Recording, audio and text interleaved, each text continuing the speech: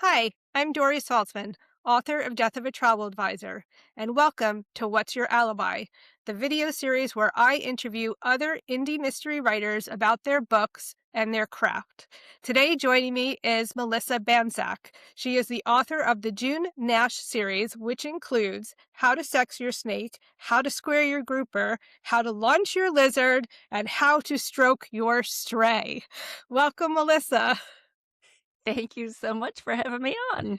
Thank you for joining us. I'm really looking forward to this. I really enjoy your books. They are very amusing. There's a lot of adventure and chaos in them. I never know where exactly the books are going to go. They go in all kinds of zigzaggy directions, which Well, really does bring me to my first question for you, which is your books are some of the funniest mysteries that I have read. Did you always know you would incorporate humor into your books? And does that come naturally, or did you have to, like, work on being funny? first off, thank you. I'm so glad you like the books. And I wanted to be a serious writer.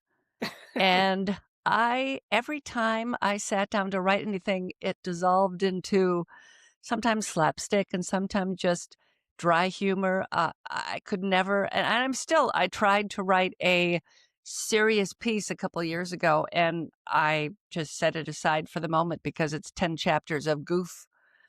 I just, I just, I you know, and I just kind of start, and I don't know what's going to happen sometimes. Are you a pantser then? Do you I do both. I started in screenwriting, and with screenwriting, every single word is real estate. Yeah. You only have so many pages before, and I was a literary agent for 5 years, several decades ago, and you only have so many pages to capture the reader's attention. And it's usually a reader who then passes the stuff on to the agent.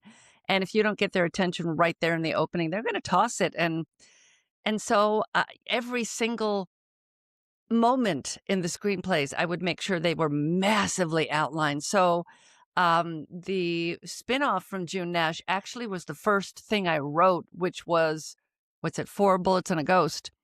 And then I wrote the June Nash series, and I took one of the characters from Four Bullets and stuck it in June Nash because I really liked her. But for the screenplay, it was very outlined. But then when I started doing books, I had that massive outline. And then in like one of the books, in book three, one of the books, the one with the how to launch your lizard.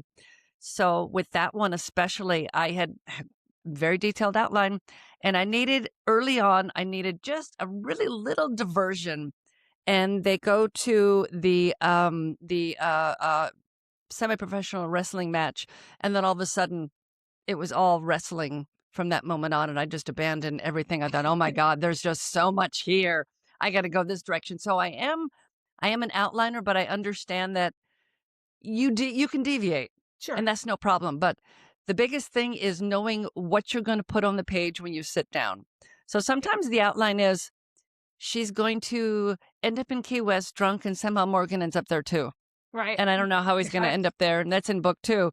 So then I just sit down and I just kind of fiddle with it. And then eventually it comes out. But I think you just kind of have to go with the flow sometimes, but Right. have a kind of an idea of where you're going. That helps. Yeah. Yeah, I mean, yes, I agree, but do you think of yourself as a funny person? Like, I mean, the Yeah. I mean, I think I do. I think I am funny.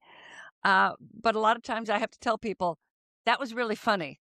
You heard me, right? So maybe I'm not as funny as I think I am.